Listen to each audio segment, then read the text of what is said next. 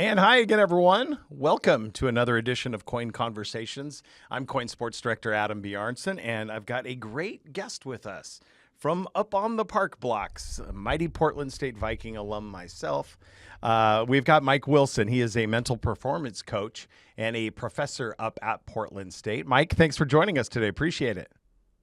Hey, thank you, Adam. It's absolutely a pleasure to be able to be on the network here, especially because this is our local community and sports is so meaningful here. So just to be able to participate in this conversation, it's an honor and a privilege. So thank you for having me. Of course. And we love to give people a platform to talk about their expertise in a certain field. And sports psychology, it seems to be something very prevalent and needed as far as a career path. Tell everyone a little bit about who you are, where you came from, and why you chose to be getting into sports psychology. Yeah, there are quite a few misconceptions about sports psychology, just in general. I mean, and there's a lot of reasons for that. It's a newer field in terms of the modern sport landscape, but sports psychology has actually been around for a couple of decades, especially internationally. It's been existing in Europe since about the turn of the 20th century. Um, so far as I'm concerned, I'm actually born and raised here locally in the Willamette Valley from Salem, and so for me, having been an athlete and a competitor for all of my youth career, it's actually what ended up taking me on to my higher education. It's actually what afforded me so many excellent opportunities to be able to see other parts of the world, be able to see other cultures, meet other people, learn how to work within a team, learn about things like cooperation, communication, leadership, discipline, commitment. So life skills that are definitely translatable to whatever it is that you're going to eventually get into as an adult. And so for me, it was a very significant part of my education in terms of understanding not only what sport was about psychologically, like what goes on, but also too, how does my mind work and how does it work to my disadvantage? And sometimes how does it work to my advantage as well? Because when we talk about sports psychology, one of the misconceptions is that sports psychology is this field or is this thing that is only needed when things are wrong, when someone's having, let's say, a scoring drought, or when someone's motivation is low, or someone's lacking confidence, or when a team is absolutely imploding from the inside out because of toxic, teammates, or because something has gone on in the organization. And that's just not the case. That's a very, very, very small part of sports psychology. For the most part, sports psychology looks at what are the ways in which performance can be enhanced through the mental side of the game. So really what we're looking at is taking psychological principles and applying them to sport context. And I should really actually put kind of like an asterisk there because it extends on to exercising context as well. So, working in gyms, working with athletic trainers, working with different types of organized community exercise programs, mental health programs, things like that. So it actually has quite a broad implication in that sense. But sports psychology is really focused on looking at the elements that can enhance a individual's performance, a team's performance, a coach's performance, even an organization's performance, like a professional sports club or an entire athletic department at a university. And so when we talk about things like enhancing performance mentally, now we're talking about things like how do we build confidence? How do we retain confidence?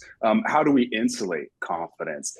What moments can threaten our confidence and what moments are advantageous to our confidence? Can we recreate those moments? How can we avoid certain moments? Or same thing with motivation. What motivates an individual? What takes motivation away from an individual? Or what prevents an individual from being motivated to accomplish a goal? How do you communicate with other people? Do you communicate emotionally? Do you communicate with information? Are there certain instances in a performance in which you're less likely to communicate? Are there moments where someone is more likely to communicate, but when they are communicating, is it effective communication? Is it helpful communication? Hmm. And this applies to coaches. This applies to the team members. This applies to the sports staff. Even something as simple as focusing, right? This is Yeah. something we hear all the time: is, hey, just focus harder, or just focus, or get your head in the game, concentrate. But there's really no template as to how to do that. And so what we see is that, very successful performers, very successful athletes that end up playing at the highest levels, is they have more or less figured out a way to make it work for themselves. They are self-taught to a very high degree, but that's not the case for the general population. And so we train things like tactics, we train things like technique. We train things on the diet and nutrition. We especially have training in what was called strength and conditioning, where we build the body. Now we have data science and analytics and all of this information, but still one of the overlooked aspects of performance is the mental side. And Hmm. for the viewers and for your listeners here, the way I try to illustrate it is, if you think of a bicycle wheel, right? And a bicycle wheel has all these spokes attached to it, okay? Well, what's the purpose of those spokes? The purpose of those spokes is to support the wheel so that the bike can have momentum, so that it can move forward, right? So Hmm. the bike is your organization or your club or your business. But each one of these spokes represents that strength and conditioning. Maybe another one of the spokes represents the tactical side of training. Another one of those spokes represents the diet and nutrition aspect of training, and the athletic, the rehab and the athletic training, and getting your taping and your exercises and all that stuff. Mental performance is a spoke alongside them, and it is just as important, because whoever has a brain, there's psychology. Decisions are Hmm. being made, thoughts are being thought, feelings are being felt.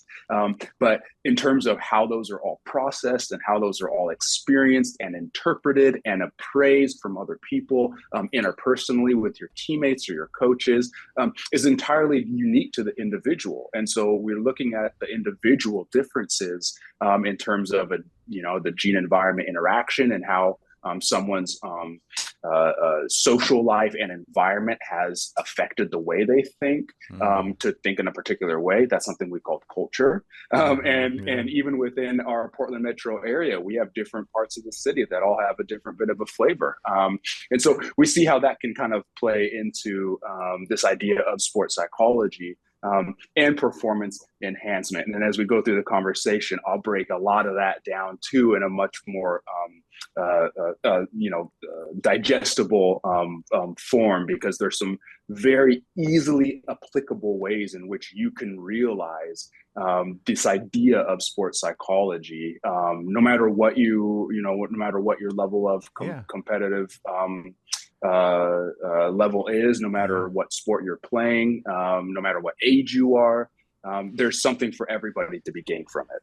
Well, let me ask you this, because, I'm going to speak from just my own personal life. I've got an 11-year-old, a 9-year-old, and a 6-year-old. And usually in the summertime, we're thinking, oh, this is great. There's going to be time. We're going to be able to do X, Y, and Z. And now the kids are all cooped up in the house. It's this post COVID world that we're still, I think, adjusting to. And I'm trying to find a ground for all of us to be able to play on and get along. And again, so I'm just curious, from a sports psychology or just a psychology period alone, without the sports aspect, like, how do you navigate these waters in this post COVID world when there was so much change? Do you see a lot of that at all? Yeah. And one of the things that I like to refer to is this idea called the growth versus fixed mindset. It's been quite a popular term within the sports psychology world, but it hasn't quite gotten out to the greater public in general. But what this idea of growth and fixed mindset is that the growth minded individual essentially is someone that says, look, my abilities and my traits and who I am isn't fixed. And in comparison and contrast to that, the fixed mindset individual says that the skills that I have, the talents that I have, the abilities that I have, they are finite. I was born with them. They're what I got. I can't, develop any other ones. I can just keep these skills that I have and these talents that I have. And I'm going to get really good at these and protect these and tie my identity to that as well. And so why that is significant in this context is because when we tie our identity to what we do, that is what we call then a performance-based identity. And so what that looks like then is if I do well at something, then the feedback and the response is that then I'm a good person. I'm good. My value is good. Whereas if I don't achieve something or if I fail at something, I'm a bad person, because that tends to be the feedback and the response that you get. And so for yourself, you're tying your identity to that. And with younger individuals, especially if personality differences, and then depending on the competitive levels that they're at, this can also create some type of foreclosure of identity as well. So you'll see 12, 13, 14, 15-year-olds locked into this identity and see this stunting happening of personal growth. What I call self-actualization. And what's really fascinating about this idea of a growth versus fixed mindset is what I think is it really comes down to this idea of this age-old debate versus nativists and constructivists. And essentially, nativists say that you're born with it. They're the people that say you got it or you don't. Those all fall along the fixed mindset side of things, right? And I'm going to explain why that's important here in a minute. Because the constructivist says that, well, skills and abilities are built. People can change, people can learn. And we believe in that because of what was called neuroplasticity. It was discovered a little over 100 years ago by a Spanish neuroscientist. But this idea of neuroplasticity now shows in brain scans, and the research is substantial with this idea of neuroplasticity, but it's this idea that we can rewire neural pathways in the brain. Okay, so why that matters then is because if you're someone that believes in the in the natural talent idea, and that you're either born with it or you don't, you have it or you don't. If you have to try at something, then you must not be good at it. You probably shouldn't do it, right? If it doesn't come easily to you, then it's not for you, right? That's the kind of mentality there. Well, the problem with that, one of the many problems with that mentality and that mindset then is that, well, what we'll see is that when challenges present themselves, challenges are viewed as a threat. Because if you don't succeed at what you're good at, what does that say about you as a person? If your identity is tied to that, and socially speaking, your relationships have tied you to that identity. And if you're a professional athlete and you've got a contract tied to that identity, right, there can be some serious implications for that. Even further is when you have this naturalist or nativist mindset, when you do face challenges, you are much more likely to quit. Okay. Because what's the point? It's not enough. You've got nothing to prove, right? And quit probably sooner rather than later too, right? Exactly. Some will just do it one time and go, forget it. I know I'm not going to be good at this. I'm curious about the mental skills training. Like, say someone's listening to this and go, oh, I can relate to that. I can relate to this. What are some skills that people can do at home by themselves to better their psychological acumen, if you will? One of the first things you can do is identify your explanatory style. Now, what is your explanatory style? Essentially, so it comes from this gentleman from back in the mid 90s, and he is the person that coined the term learned optimism. If you've ever heard that term before, this is where it comes from. A man by the name of Martin Seligman, a Stanford psychologist. And why this would be a great skill for somebody to be able to use right away is because our explanatory style is our way in which we explain what happens to us, right? So mindset is how we think about ourselves. Mindset is our self-esteem. Mindset is who we think we are in this world and what it means to be us. You know, who are we as a human being? But explanatory style then is how we explain what happens to us. So number one, when we look at events in our lives, good or bad, that happen, okay? The first question we have to ask ourselves is this permanent or is this temporary? That's the first distinction you want to make for yourself. Is this situation, is this circumstance permanent or is it temporary?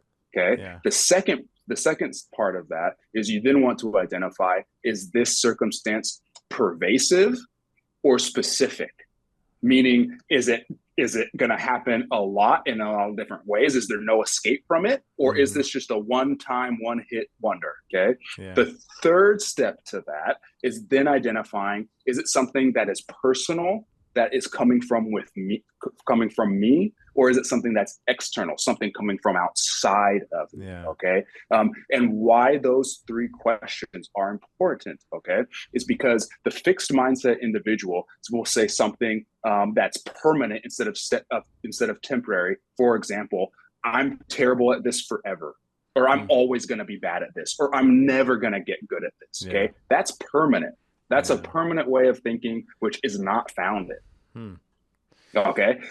Then secondly, if it's pervasive, then you would say things like, it's always going to be like this, or no matter what I do, the result's always going to be the same. Yeah. Okay. And then personal. You sound like a child of mine, by the way. They're always like that. It's like the woe is me factor, right? It's just like, no, get up, try it again. You can ride this bike, kid. Yeah. Well, and so what's so important about that, though, Adam, is what's so important about that conversation right there, that interaction that you get to have with your child, is what is being reflected in that conversation is environment. Okay, because environment will reinforce those attitudes.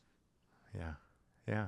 Right. And so whether that's a school environment, whether that's their social group, whether that's the greater environment of our nation or of our Western hemisphere at large, that does play a role in what is being validated, what is being reinforced, what is being emphasized. And this plays perfectly into the conversation because this is the kind of environment that coaches get to set up as they're setting up right now in training camps, right? Yeah. Some coaches are making soup, right? Soup is flexible. Soup, you can add in ingredients. Soup is evolving, right? That's your growth mindset. Okay. Yeah.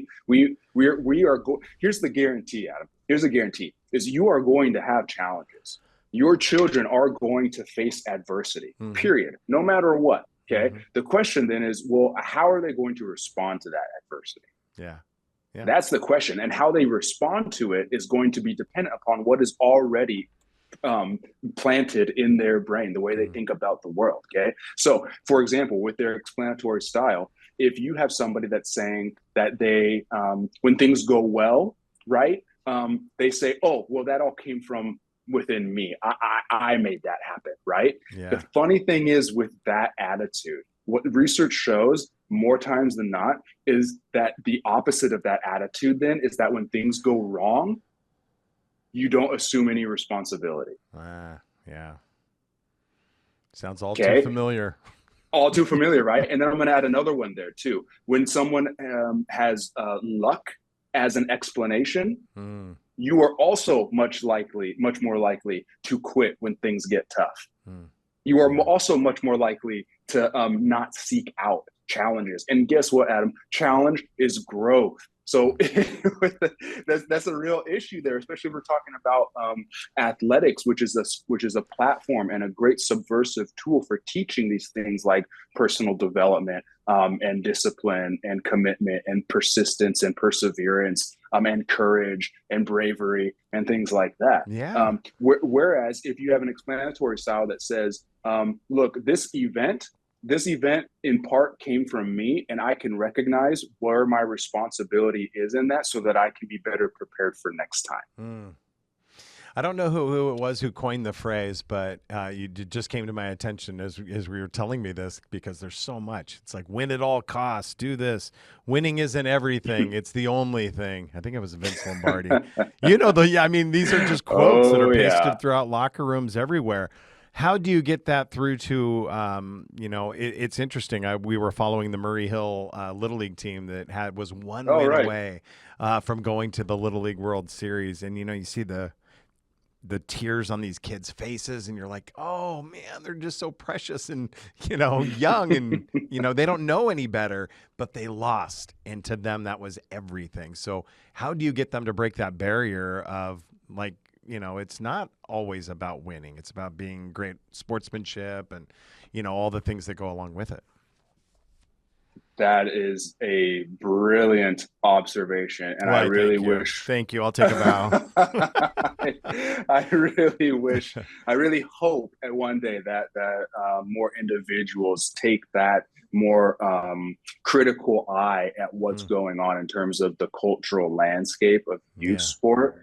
But that messaging comes from somewhere. Yeah. And we have to pretty much just look further down the road at where that messaging does come from, because sport is an industry. And working at some of the highest levels of sport, there very much is a business agenda. There very much is a goal line that you have to cross. Otherwise, people might lose their jobs. Mm-hmm. And that kind of filters down from coaches wanting to be able to keep their jobs and to be able to be successful at their jobs as well. And so there's a cultural system that is at play here with these individuals. Now, within the individual athlete, what their aspirations are, what their goals are, that's all going to have a different subjective experience with these kids. But as parents, coming alongside your kid in those types of moments and being sure to acknowledge the individual and not the performance is paramount.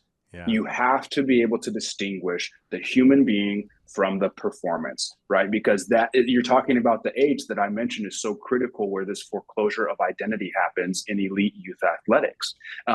Because now this is where not only the parental pressures come in, right? But now you've got these kids that are making these insane sacrifices for travel ball. They're putting their bodies at risk for harm down the road because of the exposure they're putting their bodies in. So those are all real things. But as parents, if that is what your child's goal is that if that is what they are trying to accomplish, then they're getting that messaging from the sport itself. There's no need to be able to address that or add to that.